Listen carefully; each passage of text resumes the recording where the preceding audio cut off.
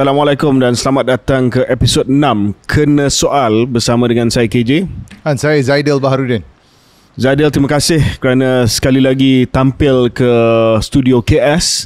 Hari ini Syaril tak dapat bersama dengan kita sebab berada di perantauan. Dia sedang, kalau tak silap saya, mengadakan lawatan ke Eropah, ke Geneva. Dan oleh kerana tak dapat nak synchronize masa untuk buat secara virtual, kita jemput balik Zaidil lah.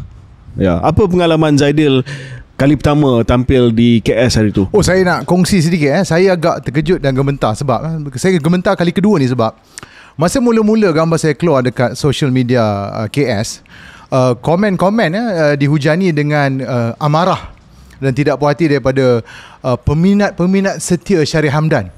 Yang dia orang, yalah, dia minat, dia memang suka, dia kita panggil peminat kipas susah nak mati, yang rata-rata saya perasan terdiri daripada golongan wanita dan sebilangan kecil lelaki-lelaki tertentu. Jadi itu yang saya harap kemunculan kali ini kurang sedikit kontroversinya. Tapi apa komen-komen yang Zaidil terima selepas penampilan di KS hari itu? Saya tak berani baca komen. Tak ada siapa yang cakap depan muka? Cuma isteri saya kata saya nampak kurus sikit. Jadi itu yang penting lah. Jadi saya rasa Isa dengan Jingo tolong camera trick, saya harap daripada penampilan kali ini saya kurang 5 kilo. Ya. Untuk makluman, waktu saya mula kenal Zaidil dulu, perlu kita cakap? Boleh, tak apa. Dia agak montel lah. Saya nak jelas bukan Ozempic Bukan Ozempic tuan. Tapi berapa kilo yang Zaidil telah pun gugurkan? Saya mula perjalanan ni pada 30 Disember 2023 kerana saya nak jaga kesihatan. Saya dah hilang rasanya dalam 40 kilo. Ya. 40? Ya, daripada 122 sekarang ni sekitar 86 ke 88 kilo. Ozempic? Tak ada Ozempic. Prosedur yang popular di kalangan ahli-ahli politik Malaysia, yang stomach bypass. Tidak tuan, gastric bypass. Sebab saya tak mampu. Tak mampu. Ini ialah hasil istiqamah dan doa. Gitu. Tapi Zaidil tahu kan, ramai juga ahli-ahli politik Malaysia ni yang buat gastric bypass ni. Kalau kita berani tak namakan, saya tak berani. Sebab overnight then no. Took me about 2 years. But the key is berpuasa, intermittent fasting. Intermittent fasting.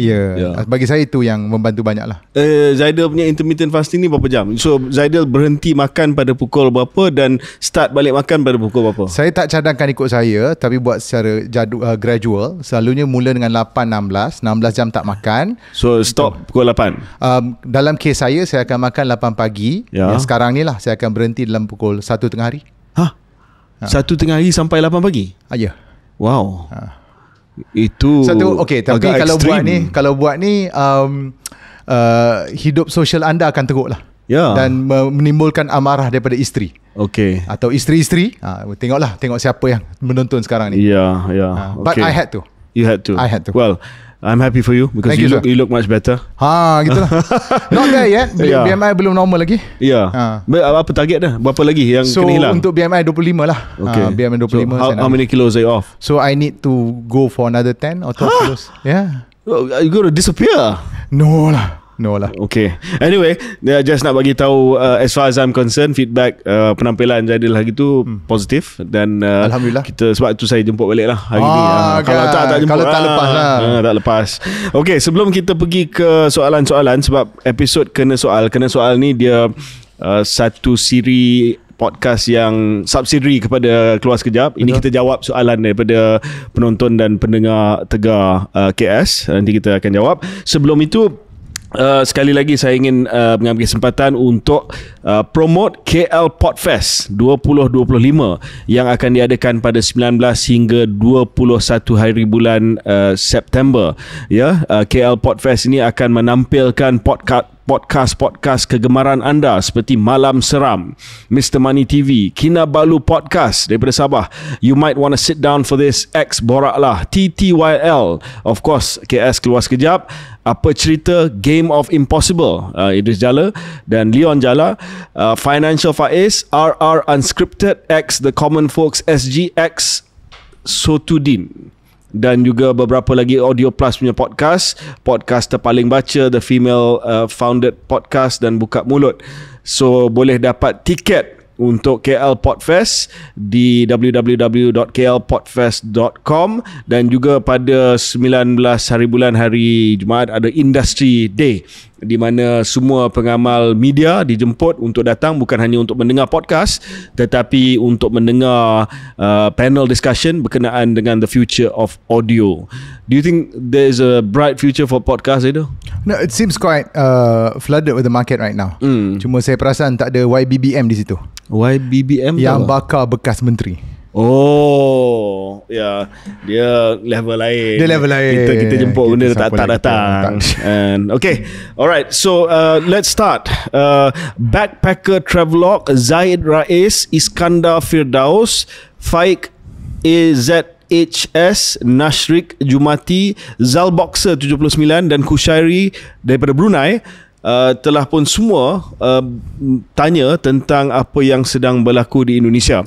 Apakah pelajaran yang kita boleh ambil dari rusuhan Indonesia, ulasan mengenai kemelut politik Indonesia, punca utama what they can do, opinion on rumah Indonesia minister kena loot, apa langkah awal Malaysia tidak menjadi rusuhan seperti di Indonesia, apa yang terjadi di Indonesia, apa pendapat KS demonstrasi di Indonesia regarding Indonesia's escalating protest, is government labels protest as radical or treason, does it calm or worsen, in democracy is violence against demonstrators justified. Untuk makluman latar belakang, ini telah bermula daripada kemarahan rakyat Indonesia terhadap allowance dan keistimewaan anggota DPR. Is that what? Not DPR.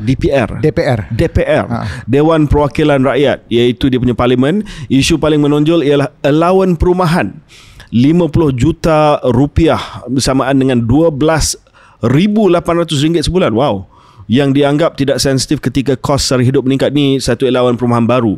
Protes bermula pada 26 Ogos di Jakarta dan telah merebak, dan ketegangan ini telah memuncak selepas seorang penunggang ataupun seorang e-hailing rider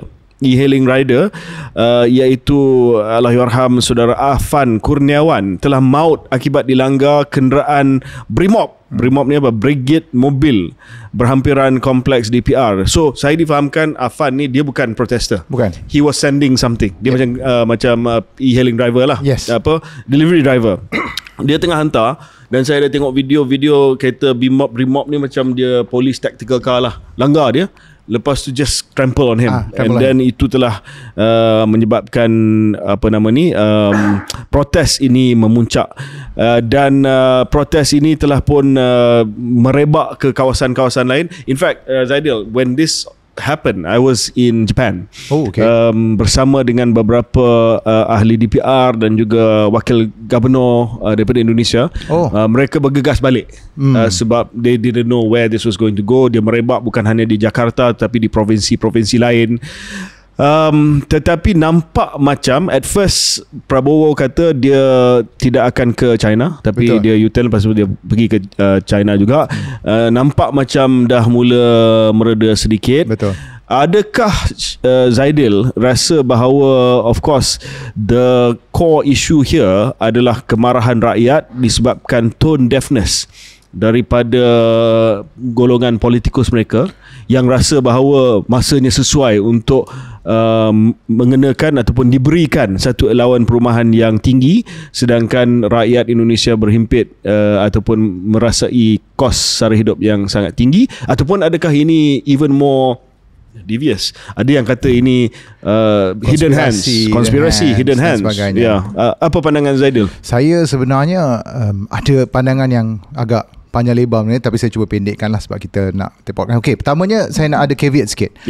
Pertamanya, kita ni bukan orang Indonesia, kita tak tinggal di situ, kita tak faham hati naluri isi budi dia, dan apa-apa pun percayalah, terutama orang Indonesia yang sangat-sangat patriotik, hujan emas negeri orang, hujan batu negeri sendiri, lebih baik negeri sendiri. They don't want to hear us giving us a lecture of how they should run democracy. But kita berbincang ni supaya kita boleh belajar apa daripada situ. Pandangan saya, contoh misalnya allowance perumahan, ahli-ahli DPR menari-nari, kenyataan Saroni kan, rumah dia kena serbu dan sebagainya, kenaikan gaji. Bagi saya itu semua simptom. Bukannya konteks Saroni ni antara ahli DPR yang dianggap arrogant lah. Betul. Ya, dia panggil orang tolol sedunia. Sahaja yang akan minta DPR dibubarkan. Sebab dia kata ada sebab dia cakap logiknya ada kan, sebab itu dia sebagai demokrasi. Tapi bagi saya itu just simptom. Itu adalah simptom saja. Saya rasa pokok kemarahan rakyat Indonesia yang mana kita boleh belajar ialah dia jurang kekayaan dan keadilan. Yang tadi Encik Khairil sebut tentang tone deaf dan sebagainya, dia bukannya semata-mata that's the trigger. Banyak sebelum-sebelum ni. Sebab kita tengok dia masa pilihan raya kita tengok Indonesia seolah-olah meraihkan demokrasi, macam-macam parti. Kita ada Golkar, PDIP, Hanura, kita ada Gerindra, banyak, Nasdem dan sebagainya.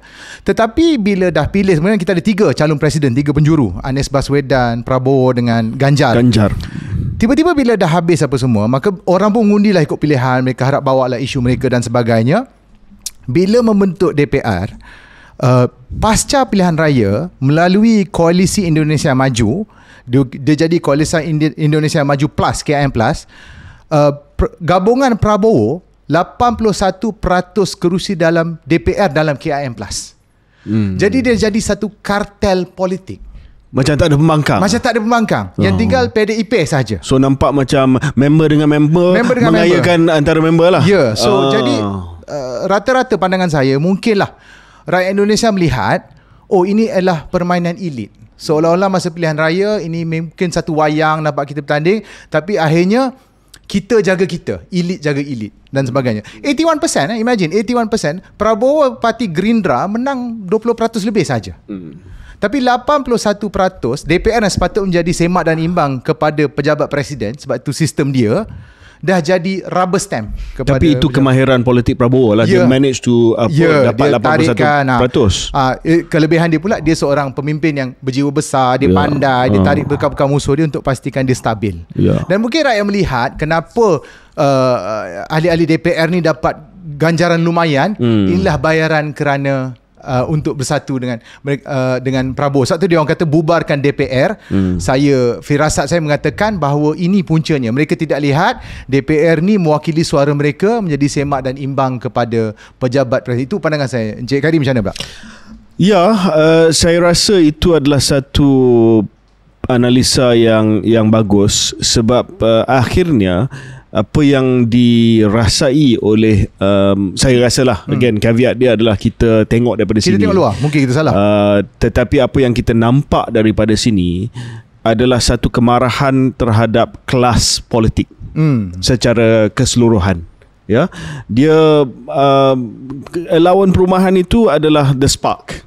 Tetapi kita kena ingat bahawa sebagai contoh, provinsi, kita ambil apa detail yang diberikan oleh researchers kita, lawan perumahan yang diberikan yang baru ni kepada 580 anggota DPR, ahli-ahli parlimen di Indonesia, adalah 10 kali lebih daripada upah minimum provinsi Jakarta.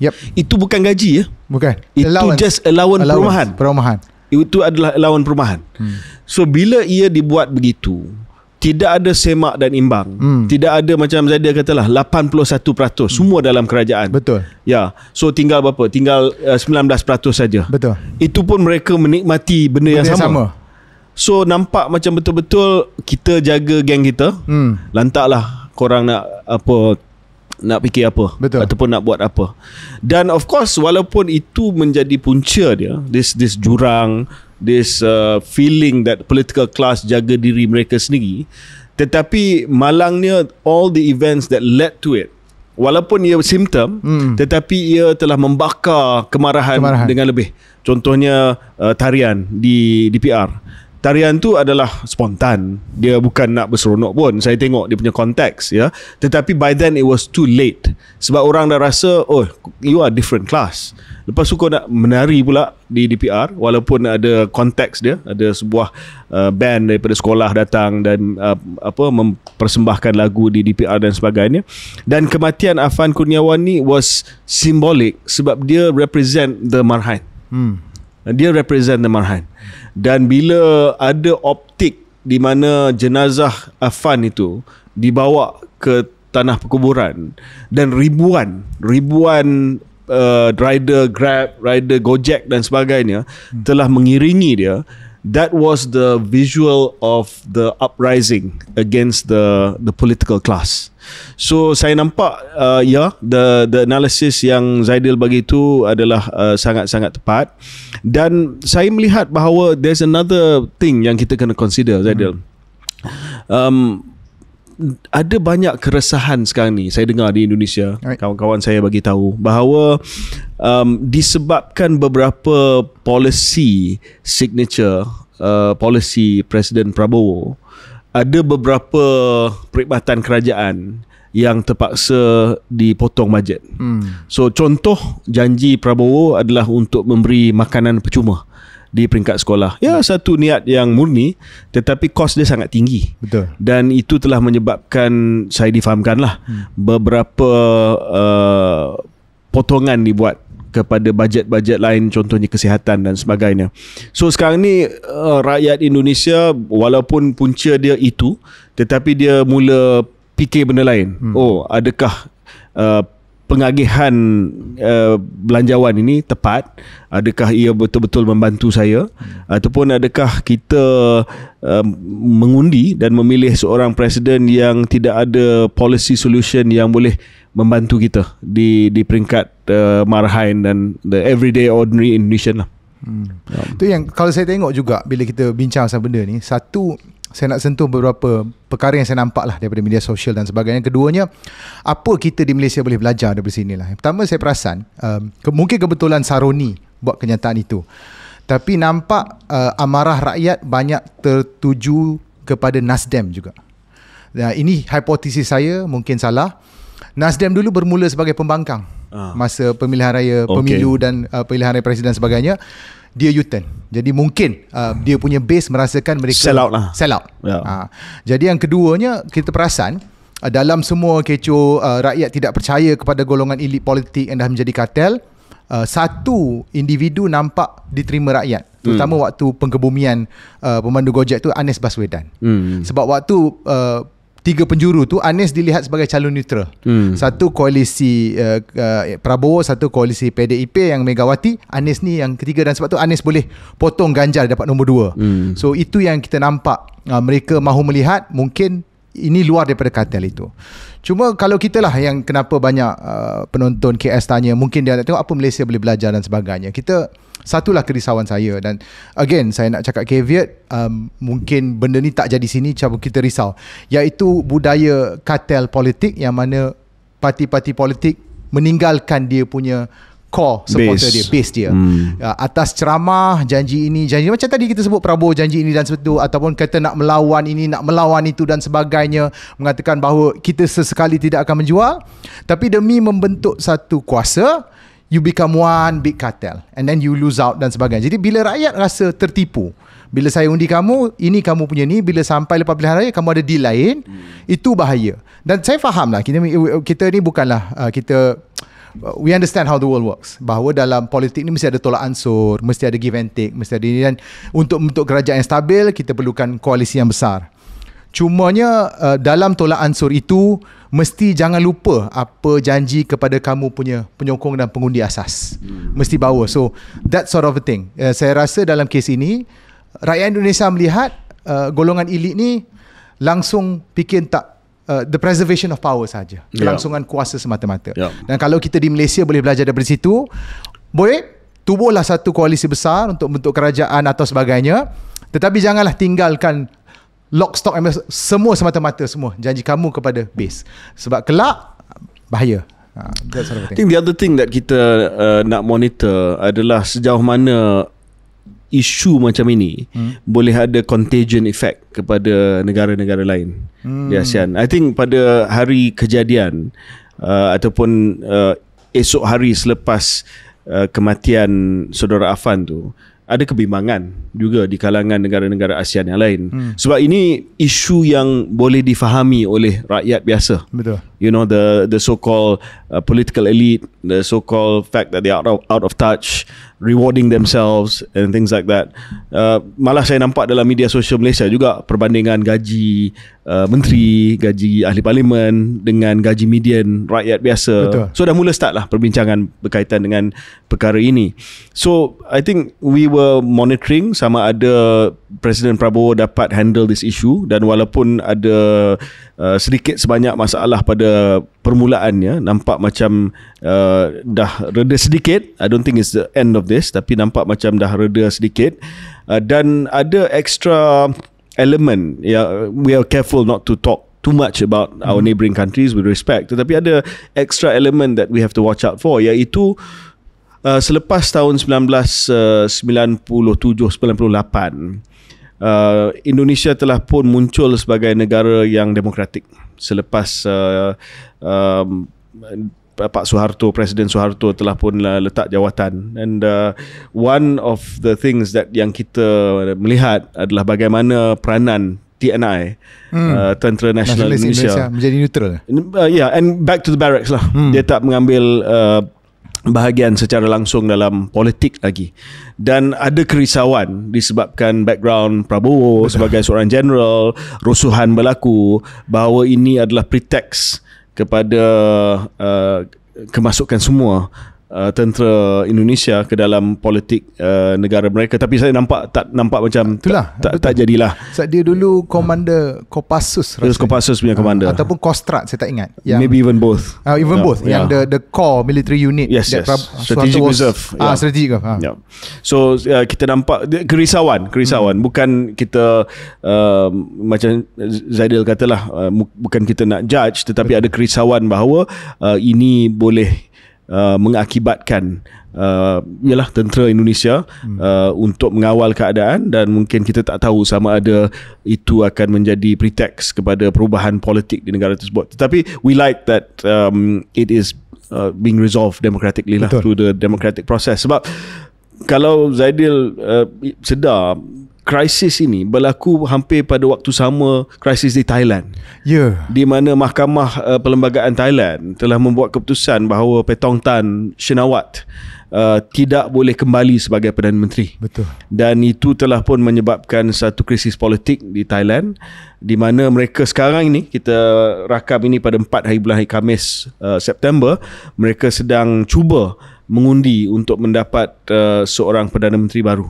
So, we are sandwiched between these two big countries. Betul. Yang sedang bergolak dari segi politik mereka. Sebab itu kita rasa tepatlah untuk kita bincang, dan kita harap yang terbaik kepada kedua-dua negara jiran kita.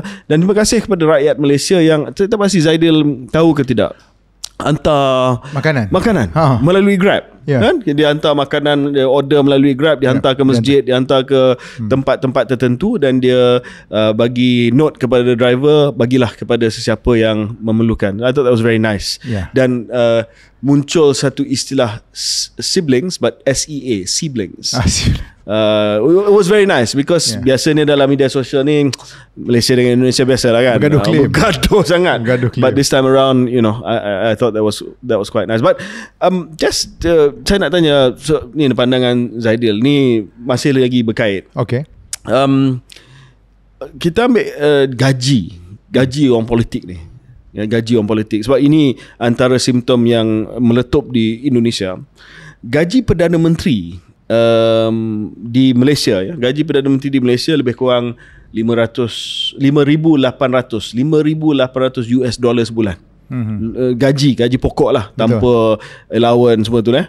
That's the basic salary of a Malaysian Prime Minister, about 20 to 24,000 thereabouts. Indonesia pun lebih kurang sama juga, $4,500 US sebulan. Filipin 7,700 presiden dia sebulan. Singapore 183,000 US sebulan. Maknanya Perdana Menteri Singapura dapat 2.2 juta US setiap tahun. Apa pandangan Zara tentang Singapura ni? Ataupun adakah ini tak perlu kita bincang pasal Singapura, nanti ni pendengar dan penonton marah pula, why you comparing yourself Singapore? Ini mestilah dia nak cuba lobby untuk proxy workers party lah tiba kita ni kan. Saya agak suka. Singapore overpays their politician. Okay, ini pandangan saya lah. Saya tak rasa gaji Perdana Menteri, mungkin saya silap lah, sekontroversi di Malaysia. Kita konteks Malaysia. Isu di Malaysia is bukannya sebab gaji CEO JLC lagi besar daripada Menteri. Kadang saya pun tak faham. Bila menteri tak tahu Cik Kadi pernah ke tidak, gaji agensi bawah menteri waktu Cik Kadi jadi menteri lagi besar daripada menteri itu sendiri. Pun ada certain cases dan sebagainya.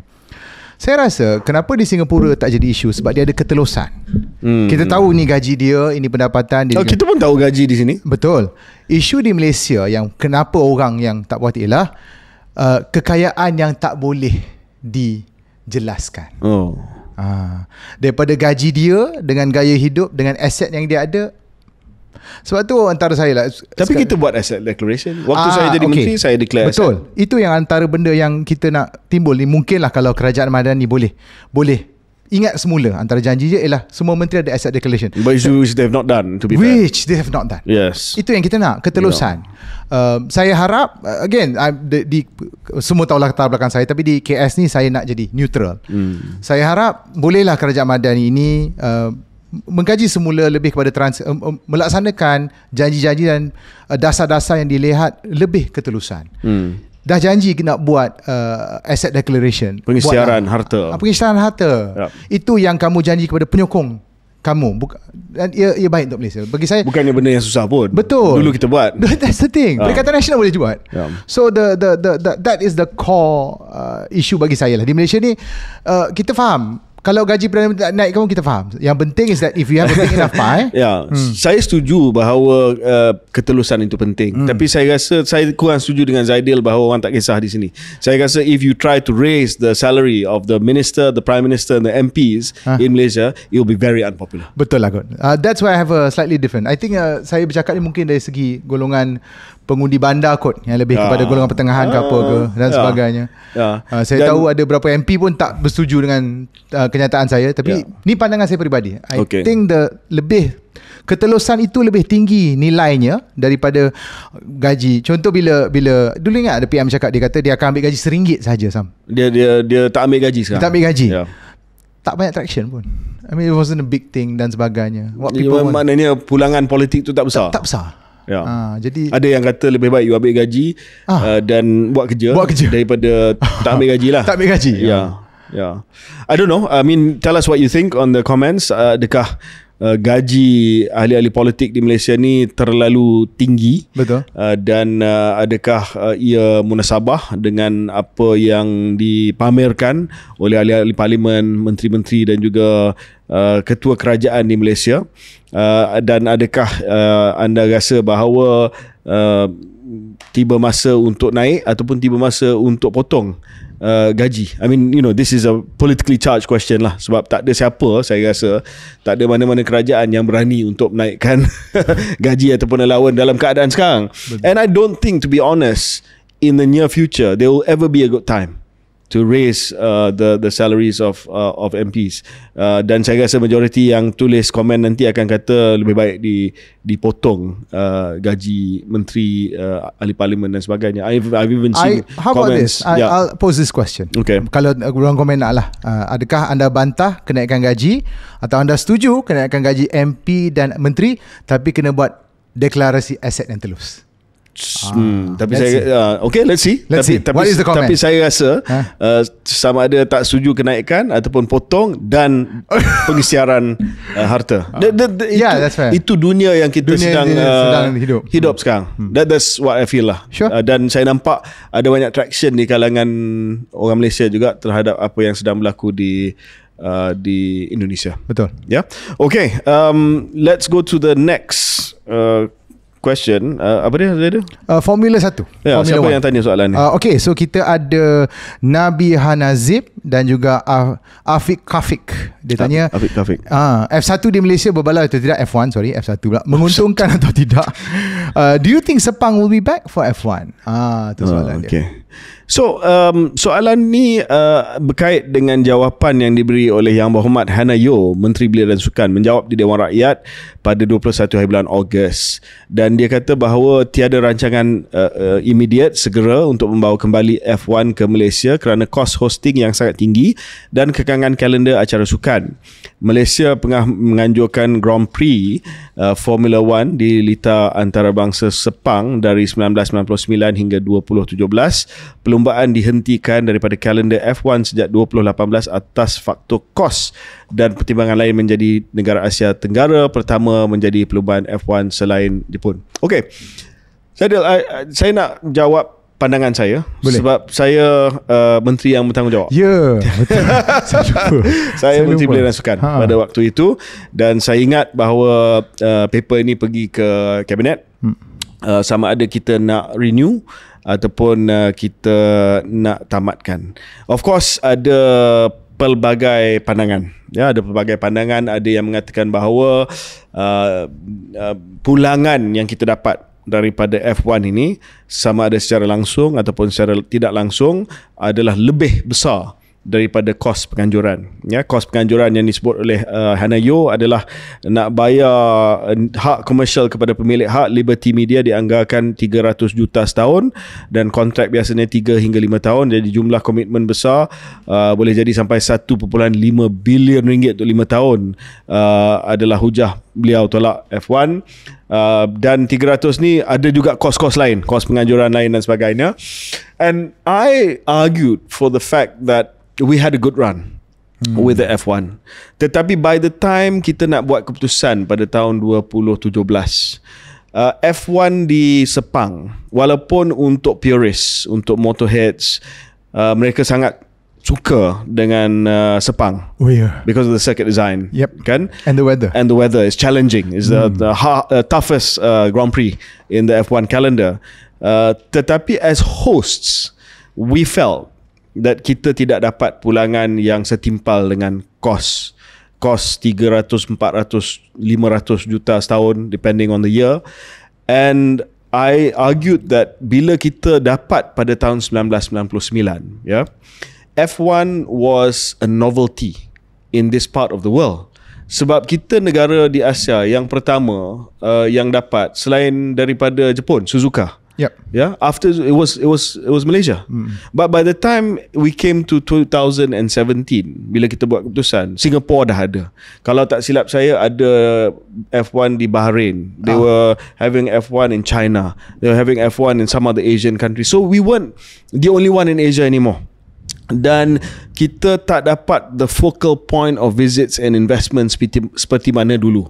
And then bila Singapore dapat, it was a game changer. Sebab Singapore punya race ni, dia punya spin-off lagi besar daripada F1 di Sepang. Dia punya spin-off Singapore sebab dia ada night race, dia ada race in the city. Dah di situ kita tahu bahawa potensi untuk mendapat kegiatan, aktiviti dan promosi yang berlimpah daripada race tu adalah lebih besar daripada Sepang. Sepang dah lah panas, lepas tu kena pergi ke track Sepang. So even there you could see that it was a different vibe already. So that's why I recommended to Cabinet, dan Cabinet setuju bahawa walaupun ada intangible benefit yang kita dapat daripada F1, tetapi by then 2017 nampak macam ia tidak setimpal dengan, ataupun ia tidak worth it lah untuk kita buat, berbanding dengan duit yang terpaksa kita keluarkan untuk the rights and also the organisation. Saya bersetuju sangat. Sebab tu bila Singapore dapat tu, as if dia jadi the Monaco of the East. Ya. Semua elit-elit, orang kaya pergi ke Singapura dan sebagainya, itu yang minat. Cuma saya setuju, cuma saya daripada sudut pandang, saya nak ulas sedikit berbeza daripada sudut pandang latar belakang saya, apa saya belajar, apa saya kerja dan sebagainya, dan minat saya terhadap satu teknologi, iaitu teknologi EV. Bagi saya, antara intangible benefit yang kita dapat daripada F1 ni ialah satu, pelancongan dan sebagainya, ialah image kita bukan saja sebagai the only one F1 in Asia, tapi kita sebagai negara otomotif. Sebab waktu ni waktu Tun Dr. Mahathir. Yes. It was big on Malaysian automotive country. Masa tu siapa yang ada team dalam F1 is the elites of automotive. Itu yang kalau nak ada brand name apa semua, dia akan ada di situ. McLaren apa semua dan sebagainya. Cuma bagi saya, kenapa saya tak berapa minat untuk F1 ni kembali ke Malaysia? Sebab bagi saya F1 ni dah lepas. Dia benda lama dan sebagainya. Well, some people are arguing that it's a resurgence of F1 now. That's Betul. why. Yeah. So the reason I say that is because dia menggunakan enjin pembakaran dalam, internal combustion engine. Yeah. So kalau kita nak berbelanja untuk Sepang, di Sepang untuk dapatkan race dan sebagainya, untuk dapatkan perlumbaan dan untuk bawa image teknologi, kejuruteraan otomotif dan sebagainya, saya nak perlumbaan lain datang, iaitu perlumbaan berbentuk EV. Well, we had the Formula E. We had the Formula E. Yeah. Saya lebih suka itu. Ataupun kita promote a new contoh yang saya nak tengok ni bias kepada saya. Contohnya ialah kita buat EV conversion race. Sebab sekarang ni JPJ tak bagi kita convert EV di jalan raya. Tapi kita nak bawa inovasi, kita nak bawa teknologi, kita nak ada kejuruteraan sendiri, kita nak ada engineer kita buat inovasi baru dan sebagainya. Baik, di Litar Sepang lah kita benarkan jurutera satu Asia Tenggara untuk convert AIS kepada EV dan lumba misal, contohlah. So kalau saya lah, kalau kita nak hidupkan image kita, image kejuruteraan, image bidang pemotoran, saya harap mungkin kerajaan boleh lebih cenderung untuk mempromosi kenderaan berbentuk elektrik, dan keduanya untuk beri peluang kepada smaller racing team untuk masuk. Kalau dedicated ataupun purist petrol head, dia akan gelak lah kepada Zaidil punya suggestion. Jawapan saya, you are getting obsolete soon. Sure. Tetapi dari segi branding and presence ataupun kehadiran Malaysia dari segi penjenamaan dalam F1 masih ada, sebab kita ada Mercedes AMG Petronas F1 team.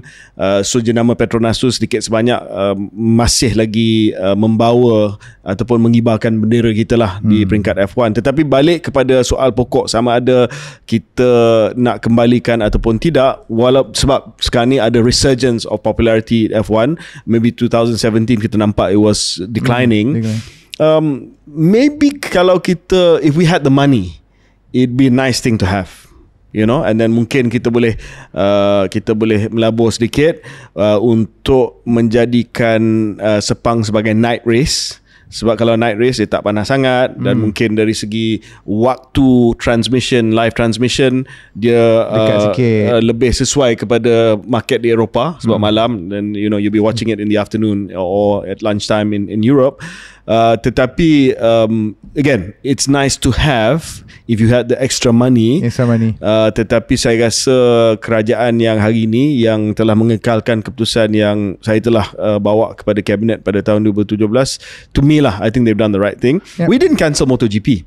Yeah, because we felt MotoGP lagi ramai yang pergi. Betul. Tiket pun more accessible. F1 was not accessible in terms of ticket sales were going down. Betul. In fact, pada tahun sampai tahun 2017 tu dia punya penjualan tiket F1 telah menurun. So we thought that was the right decision at that point in time lah. So saya rasa bagi saya ada banyak lagi race yang mungkin kita dan sedang pun diadakan di Sepang. Maybe not as popular as the F1. MotoGP is certainly as popular as the F1 among certain segments, but yeah, I think that train has left the station for now lah. Yeah, I guess so. Okay, kita break seketika dan kita kembali selepas ini.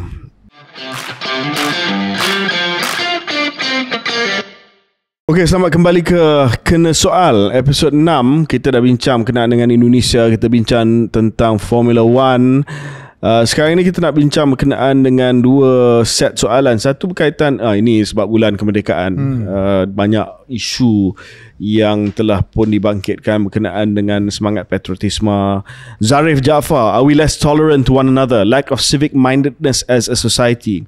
Aiman Zakwan ZMS, apa indikator semangat patriotik rakyat Malaysia? KS rasa rakyat sudah semakin kurang patriotik ataupun tidak? Dan apa penyelesaian praktikal jangka pendek KS untuk perpaduan negara? Sebelum saya tanya Zaidil, menurut kajian pada tahun 2022 oleh Jabatan Penerangan Malaysia, I love these kajian because I don't even know how. Yeah, I know lah. I mean, that's not fair. Saya pernah jadi menteri. Saya pernah jadi menteri dan saya tahu dia punya indikator, dia punya the methodology dan sebagainya. Tetapi I'm not sure, right? So Jabatan Penerangan Malaysia, purata tahap nilai patriotisme rakyat Malaysia berada pada 91.4%. Sangat tinggi. Dengan indikator seperti kebanggaan kepada negara, kesetiaan kepada raja dan negara, dan nilai murni mendapat skor minimum melebihi 4.5 daripada 5. Ini satu lagi kajian yang dibuat oleh tempat lama saya, Institut Penyelidikan Pembangunan Belia Malaysia ataupun IRIS, di kalangan belia 15 hingga 30 tahun, menunjukkan bahawa 73% daripada responden mempunyai tahap patriotisme yang baik dengan nilai purata 7.26 daripada 10.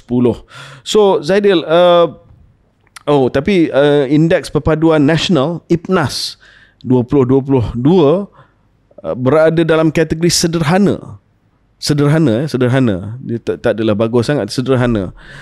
So okay, kita tolak ke tepi semua indeks-indeks ni lah. Apa pandangan Zaidil tentang tahap tahap patriotisme negara Isu kita. patriotism lah. Okay. Pasal bendera lah apa semua ni.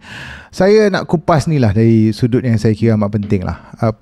Kita kena jelas ni lah, iaitu pertamanya, patriotism tu dia tidak boleh dipupuk sekiranya satu-satu individu itu atau segolongan rakyat itu merasakan bahawa mereka bukan sebahagian atau mereka merasakan tak ada hubung kait jelas mereka kepada sesebuah negara tu.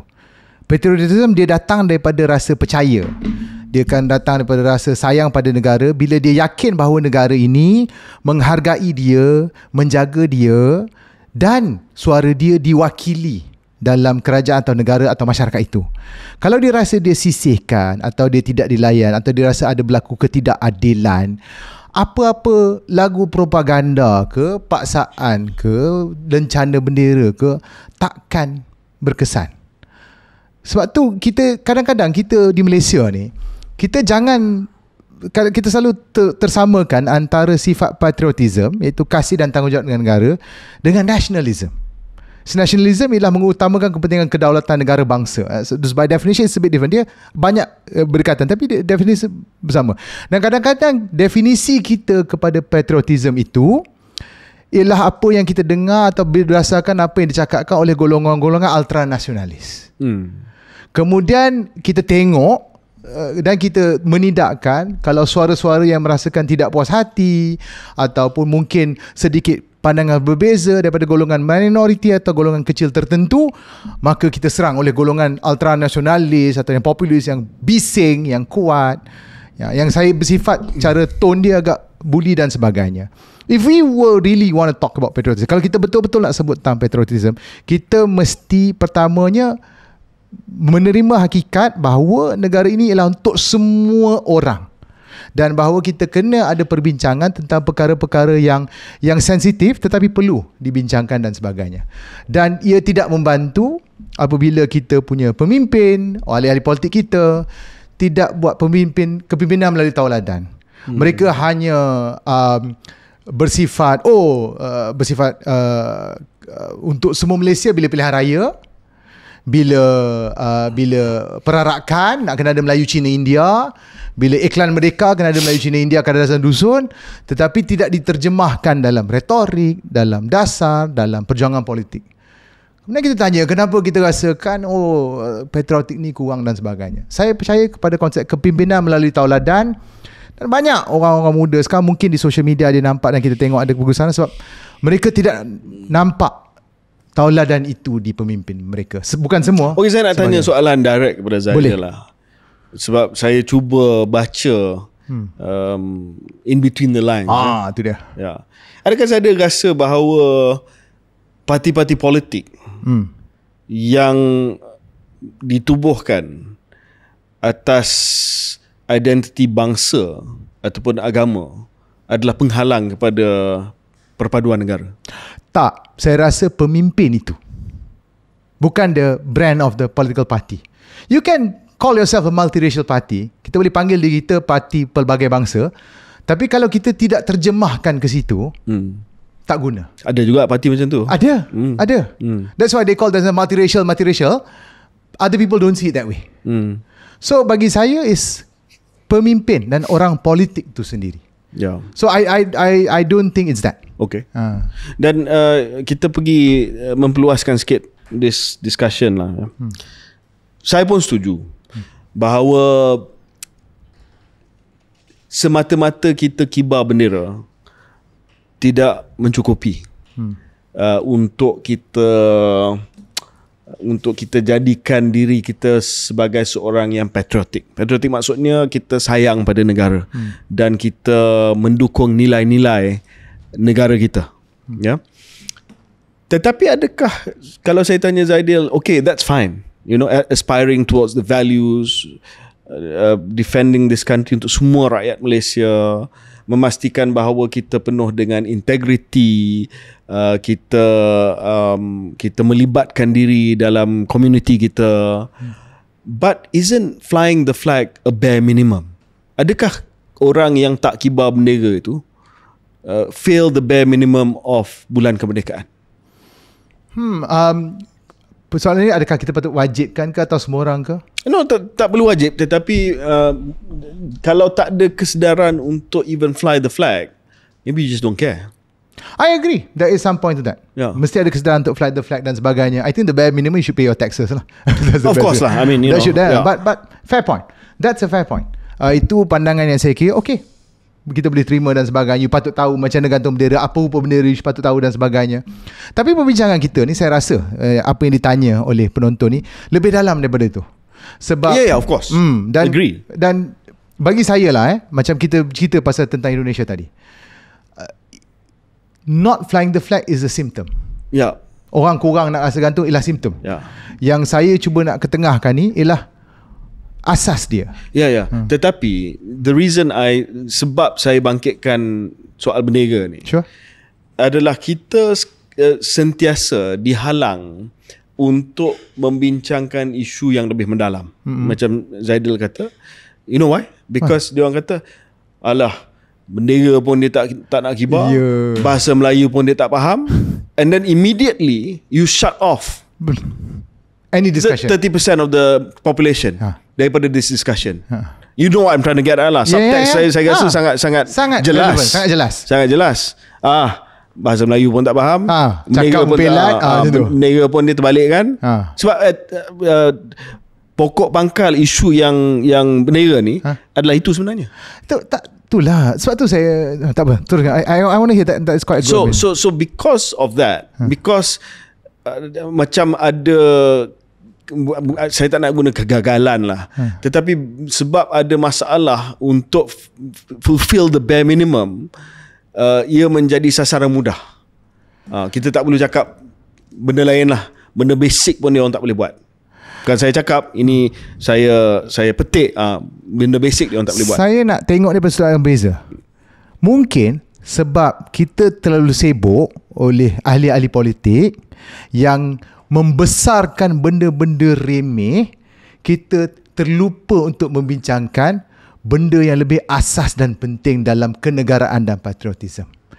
You throw buang minyak dalam api marak, orang dah lupa tentang isu yang lebih besar. Betul. That's out of it. Dia distract kita. Orang tiba-tiba, betul, saya tidak menidakkan bahawa by now patut boleh cakap lah bahasa kebangsaan. Come on lah. Bangla baru datang, orang Bangladesh pun fasih cakap bahasa Melayu. Malu lah awak tak boleh. Kan? Baru belajar 2 tahun dekat Canada dah ada slang boleh pula. Okay. Itu satu. Takkanlah rupa bendera pun tak tahu. Tapi saya bagi contoh kadang-kadang kenapa saya kata banyak orang politik bermain ini. Kadang-kadang sifat ahli politik kepemimpinan tu dia kena ada sifat husnuzon, berjiwa besar. Kita perlu perbetulkan, kita perbetulkan dan sebagainya. Macam kes ada pekedai gantung dia terbalik, beria nak marah, nak kumpul depan kedai, nak ni apa semua. Ambil tindakan, buat laporan polis, siasat habis. Tapi tak sampai main retorik lah, ini tengok golongan ini, golongan itu, tak ni cakap pun pelak apa semua. Tak sampai tu geng dia salah jalur. Kalau husnuzon, kalau kita bersifat faham, kita tahu mungkinlah geng dia yang salah jalur buatkan poster sebab dia suruh AI buatkan. Itu je. Dan sebab tu saya kadang-kadang saya lebih approach yang saya kira matang sedikit. Macam dalam kes di Pontian, YB Ahmad Maslan. Pun dekat klinik, dekat kawasan dia ada isu bendera. Dia kata bertenang, tak apa kita buat laporan. Biar pihak berkuasa buat tindakannya. Dan walaupun dia teruk lah, kena hentam lah apalah ni, tak sampai lepas tu Majlis Pembandaran Pontian pun ada silap isu bendera juga. Again, kadang-kadang benda ni tak terlepas. Kita ada 30 juta rakyat Malaysia. Mungkin dalam 100,000 ke 1 juta benda digantung atau dilukis. Mungkin ada kesilapan dan sebagainya. Tapi kalau ambil tindakan dan sebagainya. So that's the core. Cumanya saya suka ada satu lah yang ada saya nampak lah posting juga daripada ahli politik. Juga yang boleh orang kata ahli politik Melayu, ahli politik UMNO lah. Yang saya kira dia kata okey, kau kumpul ramai-ramai. Kau bawa geng kau, dia bawa geng dia. Engkau kutuk dia, dia kutuk engkau. Ramai-ramai kumpul depan tu, kau jumpa dia, jumpa. Lepas tu apa? Takkan nak bertumbuk? Gila apa? Adun Melaka, YB Hilmi. He makes so much sense. And it's from UMNO. So bagi saya lah, I mean betul, reason why we feel to do this because bare minimum. But one random guy who cannot feel the bare minimum, I think is being used as a distraction so for us to forget about something more important. Ya, saya beginilah Zaidil. Saya rasa kita perlu usahakan supaya kita dapat buat dua-dua. Yang pertamanya bincang Betul. isu asas. Kenapa ada masalah dari segi perpaduan dan juga patriotisme kita. Dan ini dia melibatkan isu-isu yang sangat-sangat susah untuk kita merungkai. Contohnya sistem pendidikan kita. Betul. Sistem politik kita. So ada banyak structural and deep-seated legacy issues lah. Tetapi pada masa yang sama, supaya kita tidak dialih perhatian kita dengan mudah, saya rasa isu bare minimum ni kita kena mendidik antara satu sama lain lah. Betul. Bahawa come on guys, I mean Ya tu. benda tu buatlah betul-betul. Malu. Bahasa kebangsaan tu kuasailah bahasa kebangsaan, menguasailah bahasa kebangsaan kan. Kalau tidak sentiasa akan dialih perhatian. Betul. Daripada the core fundamental issue of sebagai sebuah negara bangsa yang ada perpaduan yang tinggi, ya. Okey, satu lagi isu kita nak cuba ringkas dan padatkan kena soal ini.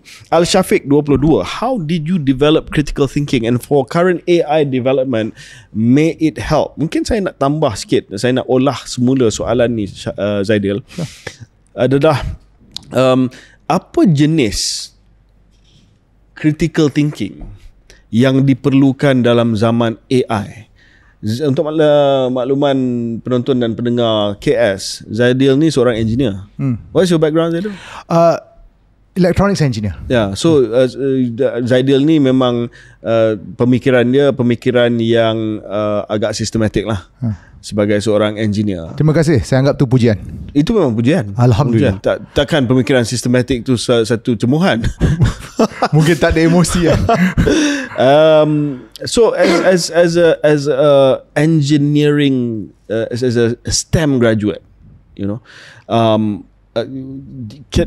eventually AI can take over quite a bit of your electronic engineering calculations. Betul kan? Betul. So apa critical thinking yang diperlukan sekarang? Actually, I love this question. Saya suka soalan ni. Saya excited sebenarnya dengan topik Malaysia kata yang ni. Sebab saya pakai AI ni hampir setiap hari sekarang ni. Terutama dalam kerja, dalam peribadian, dalam kehidupan seharian dan sebagainya. Kita jangan lupa bahawa AI tu ialah alat. Dia tak boleh menggantikan kita. Jangan kita lupa masa revolusi industri dulu, orang katakan mesin akan menggantikan kita.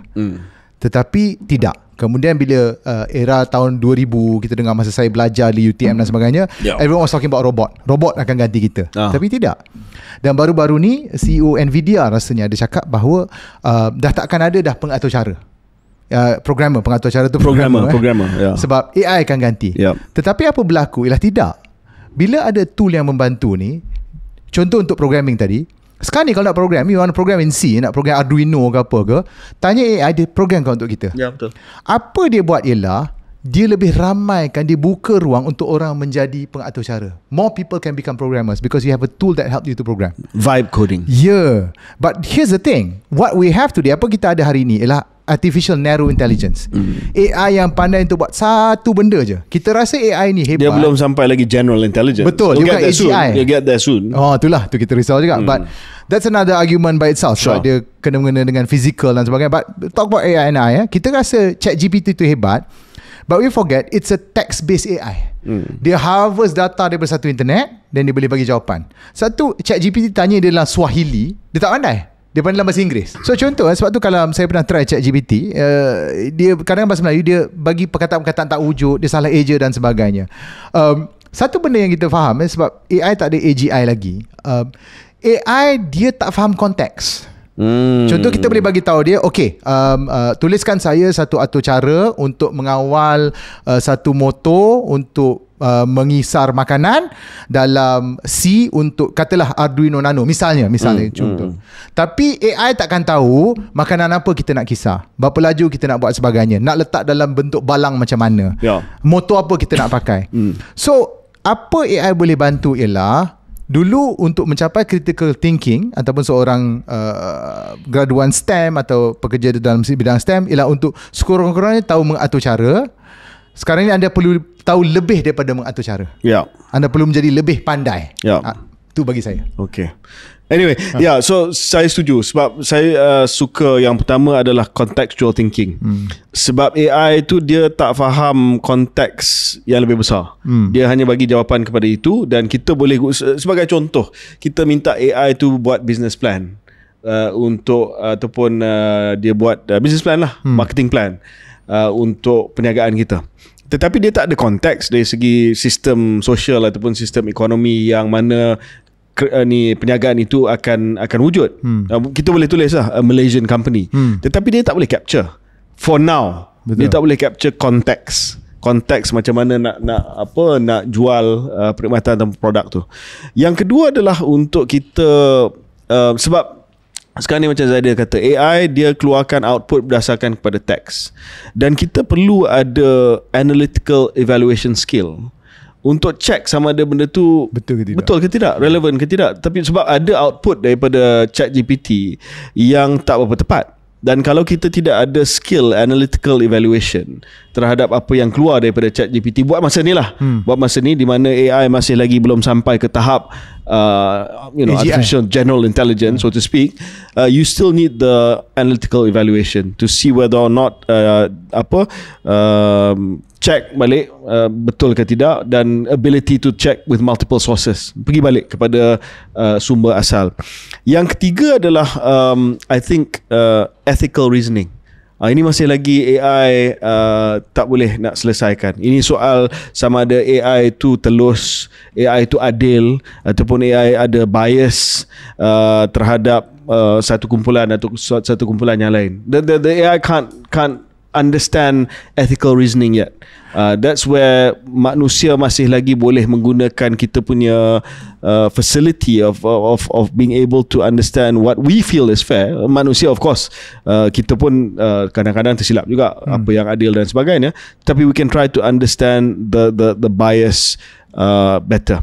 And of course the other thing yang kita perlu ada is problem framing. Kalau kita tak tahu apa masalah yang kita nak bagi kepada AI ni, tak guna juga. So kita kena pastikan bahawa we define the right problem before we ask the AI to help us. Kalau kita sendiri tak tahu apa masalahnya, then there's no point. Macam mengatur cara tadi lah, kita boleh suruh AI tu mengatur cara kita, satu bentuk pengatur caraan untuk buat sesuatu. Tapi kalau kita tak faham bahasa C, dia tak boleh dia tu je. Selalu saya dengar kadang-kadang daripada orang yang lebih berumur atau dia tak faham AI, kata suruh AI buat ni. Tak. Bila kita menulis surat, mungkin lah sebab benda tu repetitif. Kalau kita menulis artikel sebagainya, kita kena tulis artikel tu dulu. AI cantikkan saja. Cuma saya nak sentuh tadi ethical reasoning dan biasness dan sebagainya.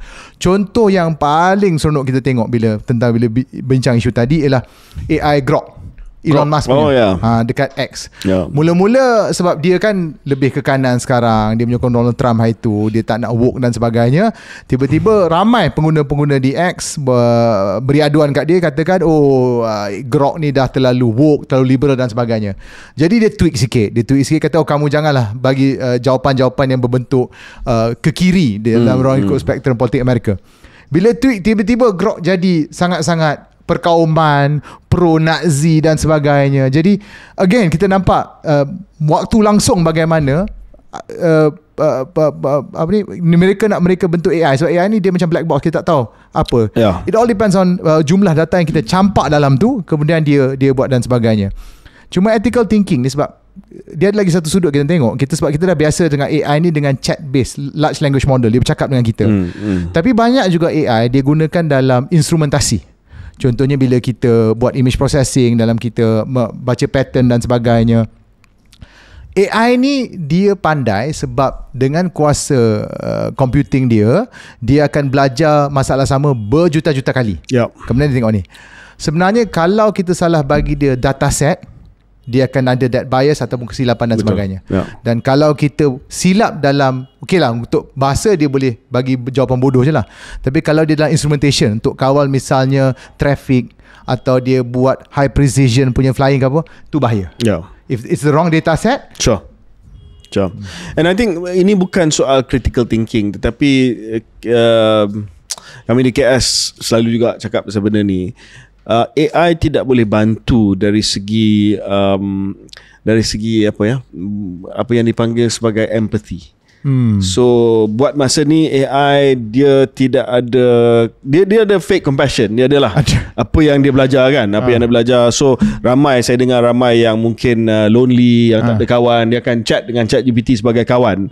Tetapi kita tahu bahawa at the end of the day itu juga adalah dibina atas model LLM lah. Betul. They're trying to predict the next token, you know, and coming up with the answer. But buat masa ni you cannot replace human intuition, human empathy, human compassion. So senang kata, I think, you know, kita masih lagi relevan lah manusia ni. Harapnya lah. Yeah. AI can't replace podcast lah, that's for sure lah. That one I'm not so sure. Really? That one I'm not so sure. Sebab kalau kita you know, Syara dengan saya, kita tengah eksperimen dengan banyak LLM models. Saya rasa tidak lama lagi nanti kita boleh keluarkan ataupun terbitkan satu episod KS yang AI dan anda tidak akan tahu ia AI. Ya, betul. Especially if we keep it to topik-topik yang politik, topik-topik biasalah. Baca je talking point dia. Baca talking point dan nampak macam ada interaction sikit. I think we're almost there. Alamak. Mungkin sponsor Nvidia kot. Nvidia?